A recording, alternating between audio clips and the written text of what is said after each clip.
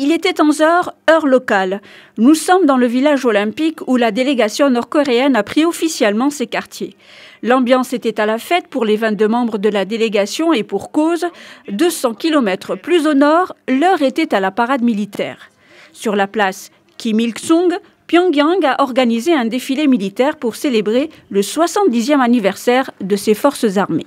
Des régiments de soldats ont défilé au pas de loi sur la place, suivis par des camions, de l'artillerie, des chars et finalement les missiles géants. À la différence du dernier défilé militaire d'avril 2017, la télévision officielle nord-coréenne n'a pas fait de direct. L'événement se tient à la veille de l'ouverture des Jeux olympiques en Corée du Sud, un défilé à Pyongyang pour voler la vedette aux JO de Pyeongchang. La Corée du Nord a annoncé le mois dernier qu'elle célébrerait cette année le 70e anniversaire de son armée le 8 février au lieu du 25 avril.